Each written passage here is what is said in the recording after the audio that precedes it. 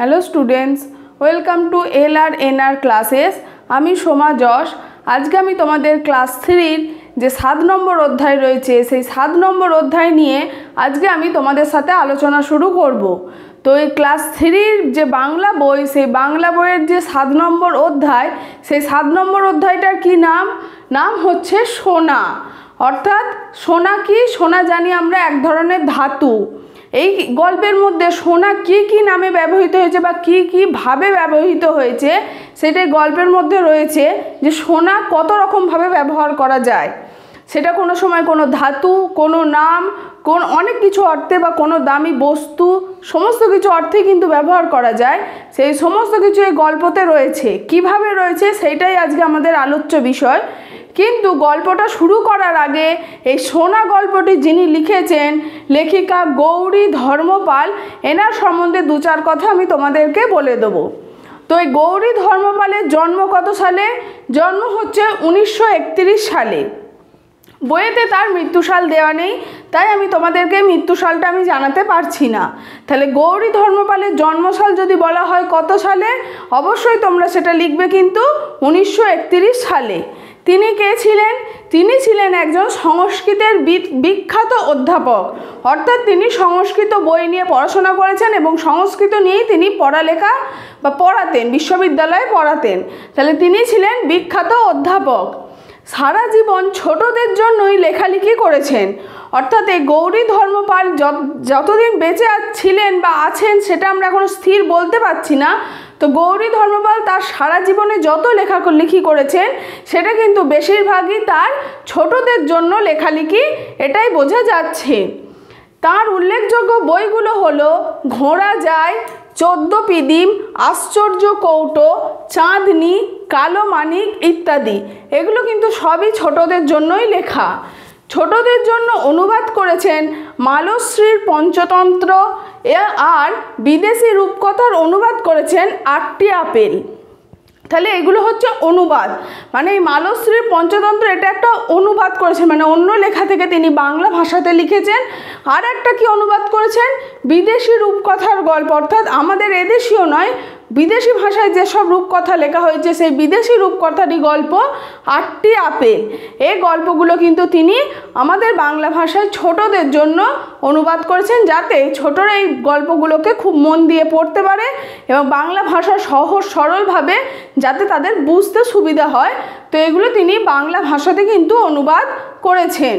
তো এতক্ষণ আমি লেখিকা গৌরী ধর্মপালের সম্পর্কে তোমাদের সাথে আলোচনা করলাম। এবার তাঁরই লেখা যে সোনা গল্পটা আজকে আমাদের যেটা পাঠ্য বিষয়, সেই গল্পটা আমি খুব সংক্ষেপে তোমাদেরকে বলে দেবো। এবং সেই গল্প থেকে দেখো কিছু শব্দার্থ আর কিছু প্রশ্ন আমি লিখেছি, সেগুলো আমি তোমাদের সাথে আলোচনা করব। তো গল্পটা শুরু করেছেন লেখিকা এইভাবে যে একটা চাষির মেয়ে, যার নাম হচ্ছে সোনা, সে একটা চাষির ঘরে জন্ম নেয় এবং সে তার বাপ মায়ের খুব আদরের মেয়ে। তার বাপ মা তাকে এতটাই আদর যত্নে রাখে যে যখন সে উঠোনে হামাগুড়ি দেয় যাতে তার হাতে পায়ে না লাগে, সেই জন্য সেখানে অনেক গাছপাতা লতা ছড়িয়ে ছিটিয়ে রেখেছে।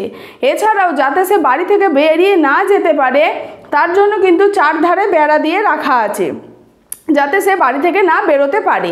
এইভাবে চাষি আর তার বউ কিন্তু সোনাকে খুব আগলে রেখে দিয়েছে। ঠিক এইভাবে আস্তে আস্তে সোনা যখন বড় হয় তখন তার মায়ের মনে হয় যে সোনা আমাদের মেয়ে বড় হয়ে গেল, তার হাতেতে 2টো কাঁকন থাকলে বা বালা থাকলে খুব ভালো মানাতো, সোনার যেটা খুব ভালো মানাতো। কিন্তু পরবর্তীকালে সে মনে মনে ভাবে যে সোনার যে এত দাম, কিভাবে সে বালা তৈরি করবে আর তার মেয়ের হাতে পরিয়ে দেবে। এই ভেবে সে চুপ করে যায়। একদিন চাষি আর তার বউ নদীতে স্নান করতে নিয়ে যাচ্ছে, সাথে তার মেয়েও যাচ্ছে, অর্থাৎ সোনাও সেই মায়ের সাথে আর বাপের সাথে কিন্তু নদীতে চান করতে যাচ্ছে। যখন সবার চান করা শেষ হয়ে যায়, সোনাকে যখন চান করিয়ে ওর মা গা পা মুছিয়ে দিতে যাচ্ছে, তখন দেখে যে সোনার সারা গায়ে বালির মতো কী সব চিকচিক করছে। তখন সে গামছা দিয়ে খুব ভালো করে মুছে দেওয়ার চেষ্টা করে, কিন্তু কিছুতেই সেই বালি আর ঝরে পড়ছে না। তখন চাষি খুব ভালো করে নিরীক্ষণ করে দেখে যে এটা তো বালি নয়, এটা সোনা। তখন চাষির বউকে বলে, চাষি তার বউকে বলে যে এটা সোনা, তুমি তো সোনা পরাতে চেয়েছিলে তোমার মেয়ের হাতে, দেখো নদীমা আমাদের সোনার সারা গায়ে গয়না পরিয়ে দিয়েছে। এটা বলার সঙ্গে সঙ্গে চাষি কি করে, চাষিরা বইয়ের আঁচল দিয়ে সে সোনার সারা গা ঢাকা দিয়ে সেখান থেকে নিয়ে চলে আসে। এই খবরটা আস্তে আস্তে প্রচার হয়, সোনাকে খুব লুকিয়ে লুকিয়ে রাখতে থাকে। কিন্তু একদিন একটা চোর সেই সোনাকে চুরি করে নিয়ে চলে যায় তার বাড়ির থেকে। তার বাড়িতে কোনো বিপদ আপদ হলে, চাষি যেহেতু মাঠে ঘাটে চাষ করতো, তার মেয়ে আর বউ যেহেতু বাড়িতে একা একা থাকতো, তাই চাষি তার ঘরের সামনে একটা ঘন্টা বেঁধে রেখেছিল। তো কোনো বিপদের সংকেত হলেই চাষি বউ সেই ঘন্টাটা ঢং ঢং করে বাজাতো। তো চোর যেদিনকে সোনাকে চুরি করে নিয়ে যায় এবং চাষির বউ যখন সোনাকে খুঁজে না পায়, তখন সেই ঘন্টাটা সে ঢং ঢং করে বাজাতে থাকে এবং গোটা গ্রাম শুদ্ধ লোক সেই চাষির বাড়ির সামনে জড়ো হয়ে যায়। তখন তারা ওই চোরের পিছন পিছন দৌড়াতে থাকে। চোর সোনাকে নিয়ে সোজা বড় রাস্তার মোড়ে গিয়ে ওঠে। ঠিক সেই সময় সেখানে এসে দেখে কতগুলো গাড়ি একসাথে দাঁড়িয়ে পড়েছে। কেন দাঁড়িয়েছে সেটা জানার জন্য যখন তারা এগিয়ে আসে চোরের হাত থেকে, তখন সে গাড়ির থেকে কিছু লোক নেমে চোরের হাত থেকে সোনাকে কেড়ে নেয়। তখন চোর তাদের উত্তরে বলে যে এটা তো আমার মেয়ে, ও কাঁদছিল বলে আমি ওকে রাস্তায় গাড়ি দেখাতে নিয়ে এসেছিলাম, তোমরা কেন নিয়ে নিচ্ছ? সেই কথাটা বলার সঙ্গে সঙ্গে গোটা গ্রামের লোক কিন্তু সেই চোরের ওপর গর্জন করে তেড়ে আসে। কিন্তু সেটাতে ফলাফল কিছুই হয় না। চোরকে পুলিশ ধরে নিয়ে যায় এবং সে গ্রামের লোক পরবর্তীকালে যে গাড়িতে আসা লোকগুলোকে জিজ্ঞেস করে যে তোমরা কারা, এতজন এখানে কি করছো? তখন সেই লোকগুলো বলে যে তোমাদের এখানে যে নদীটা রয়েছে সেই নদীতে অনেক সোনা রয়েছে, এটা আমাদের শোনা হয়েছে। তো এই কথা শুনে আমরা এই নদীর থেকে সোনা তুলতে এসেছি। তখন কেউ কোনো বাধা না দিয়ে সেই গ্রামের লোকগুলো তখন ওই গাড়িতে আসা লোকগুলোকে নদীর কাজ দেখিয়ে দেয় এবং সেই নদীতে সোনা তোলার জন্য তারা যন্ত্রপাতি বসাতে থাকে। এইভাবেই সেই দিন থেকে ওই গ্রামের নাম হয়ে যায় সোনার গা, অর্থাৎ নদীতে সোনা পাওয়া গেছে বলে গ্রামটাও যেন সোনার হয়ে গেছে। তো এই সোনা যখন তার বাবা মায়ের সাথে আবার বাড়ি ফিরে যায়, ওই লোকগুলো যন্ত্রপাতি কল বসিয়ে, নদীর বুকে কল বসিয়ে সে কি করে সোনা তোলার চেষ্টা করে। কিন্তু নদীতে এতই কম সোনা পাওয়া যায় যে যেটা ওদের তুলে কোনো লাভ হবে না, এই ভেবে তারা আবার যন্ত্রপাতি তুলে নিয়ে চলে যায়। যখন যন্ত্রপাতি তুলে নিয়ে যায় তখন গ্রামের লোক হাঁপ ছেড়ে বাঁচে, তার সাথে সাথে নদীও যেন হাঁপ ছেড়ে বাঁচে। কেন না, তার বুকে যে ভারী যন্ত্র বসানো ছিল সেটা সে হালকা হয়ে গেছে। এছাড়াও যন্ত্র বসানোর ফলে নদীর তলায় যত নোংরা জমা ছিল সেই নোংরাগুলো যেন তুলে পরিষ্কার করে দেওয়া হয়েছে যন্ত্রের সাহায্যে। তার জন্য নদী যেন আরও খুব স্বতঃস্ফূর্তভাবে বয়ে চলে যেতে পারছে। এইটার জন্য যেন নদীও খুব নিজেকে হালকা মনে করে। তো আস্তে আস্তে সোনা বড় হতে থাকে, স্কুলে পাঠশালায় পড়াশোনা করতে থাকে এবং যখন সে একটু বড় হয়ে স্কুলে যায় তখন সংস্কৃতের দিদিমণি তার নাম রাখে নদী মাতৃকা। অর্থাৎ এই নদী মাতৃকা নামটার মানেটা কি? নদী মাতৃকা অর্থাৎ নদী যার মায়ের মতো। তো এটা তার নাম, সংস্কৃতের দিদিমণি সোনার নাম রাখে নদী মাতৃকা। তো আস্তে আস্তে সোনা বড় হয় এবং ওই নদী মাতৃকা নাম নিয়েই সে তার বন্ধুদের সাথে নদীর জলের মধ্যে দুবেলায় 1 ঘন্টা 1 ঘন্টা করে সাঁতার কাটে। এইভাবে সে নানান রকম ছুটোছুটি দুষ্টুমি করতে থাকে এবং আস্তে আস্তে বড় হতে থাকে। তো সেই আনন্দটার সাথে নদীও যেন নদী মাতৃকা অর্থাৎ সোনাকে খুব আদর করে তার ঢেউয়ের সাথে দুলিয়ে নিয়ে যেতে থাকে। এইভাবে এক এক দিন এক একটা ঘটনা ঘটে। ঠিক যখনই সোনা বড় হয়েছে, এরকম যখন নদী কেউ নোংরা করছে এটা যখন সোনা শুনতে পায় বা বুঝতে পারে, কোনো নদী বা কোনো জলাশয় যদি নোংরা হয় এটা কিন্তু সোনা খুব তাড়াতাড়ি বুঝতে পারে। তো সেটা বোঝার সঙ্গে সঙ্গেই সে কিন্তু খুব চিৎকার চেঁচামেচি করে, এমনকি সে মারধর পর্যন্ত করতে পারে। একদিন এরকমও ঘটনা ঘটেছে যে নদীর জলকে নোংরা করার জন্য সে লোকগুলোকে আধমরা করে ছেড়েছিল।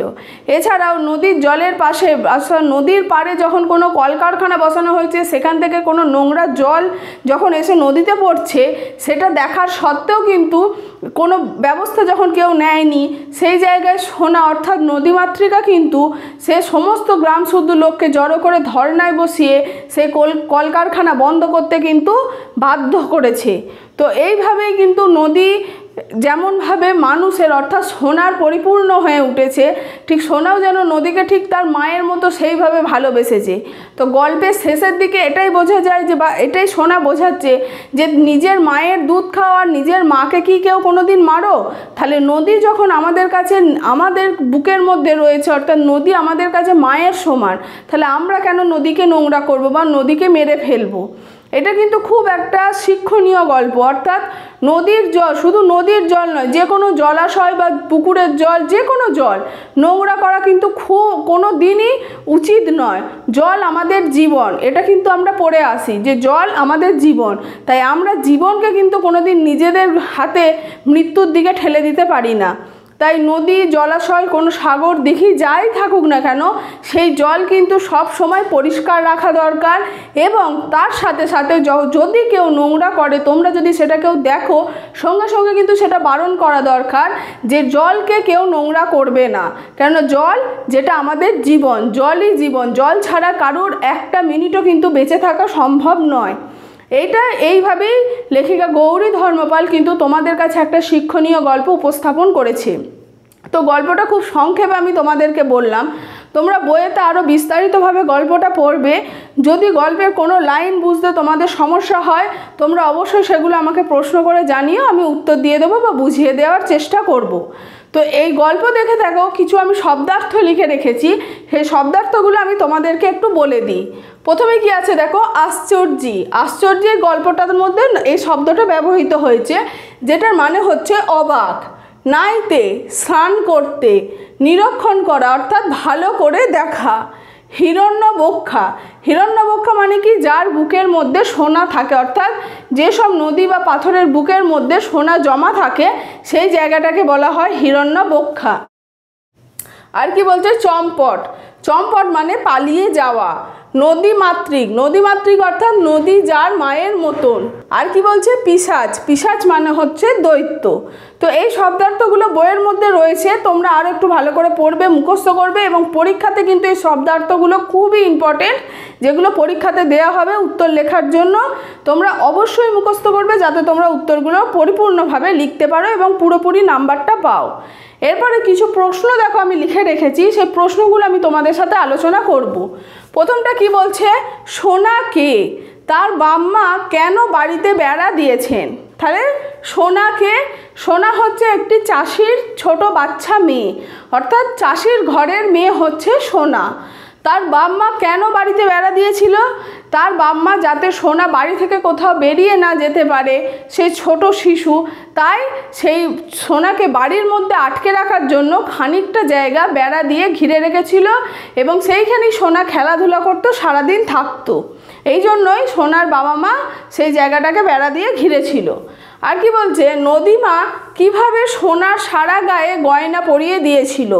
সোনা যখন খানিকটা বড় হয়, গল্পের মধ্যে দেখা যাচ্ছে যে সোনা যখন খানিকটা বড় হয়, ঠিক সেই সময় সোনার মায়ের মনে হয় যে সোনার হাতে দুটো সোনার কাকন বা বালা থাকলে খুব ভালো মানাতো।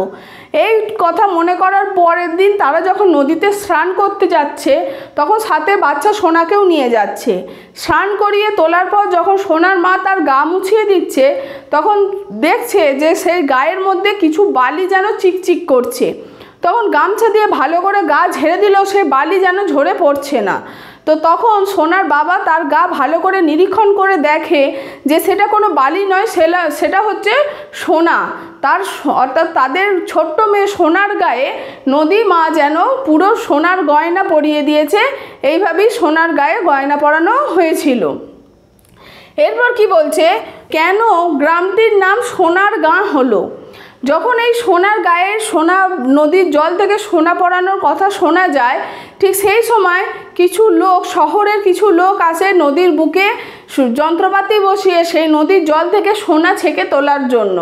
তো যেহেতু সেই নদীতে সোনা পাওয়া গিয়েছিল বলে সেই জন্য সেই গ্রামটির মধ্যে মানে যে গ্রাম দিয়ে নদীটি বয়ে যাচ্ছে সেই গ্রামটির নাম রাখা হয়েছিল সোনারগাঁ। এইভাবে যেহেতু নদীতে সোনা পাওয়া গেছে তাই গ্রামটির নাম সোনারগাঁ হয়েছিল।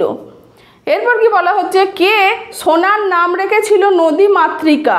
কে নামটা লিখেছিল? গল্পতে পড়ে আমরা জানতে পারি যে সোনার নাম নদীমাতৃকা রেখেছিলেন তার সংস্কৃত ক্লাসের দিদিমণি। এই নদীমাতৃকা নামের অর্থ কি? শব্দার্থ পড়ানোর সময় আমি তোমাদের বলেই দিয়েছি, নদীমাতৃকা অর্থাৎ নদী যার মায়ের মতন। তাই এই নদীমাতৃকার নামটা শোনার জন্য কিন্তু খুবই পরিপূর্ণ, কেন নদী সোনাকে খুবই ভালোবাসত, সোনা তার মায়ের মতো তার নদীকে ভালোবাসত। তাই সংস্কৃত দিদিমণি তার নাম রেখেছিল নদীমাতৃকা, যার মানে হচ্ছে নদী যার মায়ের মতন। কেউ নদীর জল নোংরা করলে সোনা কি করত? নদীর জল নোংরা করলে সোনা সঙ্গে সঙ্গে সেটা জানতে পারত, এসেই সে সঙ্গে সঙ্গে চিৎকার চেঁচামেচি এমনকি মারধর পর্যন্ত শুরু করত। এমনও অবস্থা হয়েছে একটা লোক নদী নোংরা করছে বলে তাকে মারতে মারতে আধমরা পর্যন্ত করে ফেলেছিল। নদীর পাড়ে কোনো কলকারখানা থেকে যদি নোংরা জল পড়তো সেটার জন্য সে গোটা গ্রাম শুদ্ধ লোককে নিয়ে ধর্নায় বসে সেই কলকারখানা পর্যন্ত সে বন্ধ করিয়েছিল। এইভাবেই সোনা নদী কেউ যদি নোংরা করতো, নদী নোংরা করতো, সোনা কিন্তু সেটা খুব তাড়াতাড়ি জানতে পারতো এবং এইভাবেই সে ব্যবস্থা নিত। তো গল্পটা আজকে এইখানেই শেষ করলাম। গল্প থেকে শব্দার্থ, প্রশ্ন উত্তর সমস্ত কিছুই আমি তোমাদেরকে বলে দিলাম। যদি কোথাও কিছু তোমাদের আরও কিছু জানার থেকে থাকে তোমরা অবশ্যই সেগুলো আমাকে কমেন্ট বক্সে জানিও। আমি চেষ্টা করব সেগুলো তোমাদের কাছে আবার সরাসরি উত্তর পৌঁছে দেওয়ার। তো এই সোনা গল্প থেকে যে কোনো রকম এমসিকিউ নোটস, বড় নোটস পেতে হলে বা আদার্স যে কোনো চ্যাপ্টার থেকে তোমরা এমসিকিউ নোটস, বড় নোটস পেতে হলে আমাদের যে ওয়েবসাইট www.lrnr.in এই ওয়েবসাইটে ভিজিট করো এবং সমস্ত কিছু তোমরা সংগ্রহ করো এবং দেখে নিও।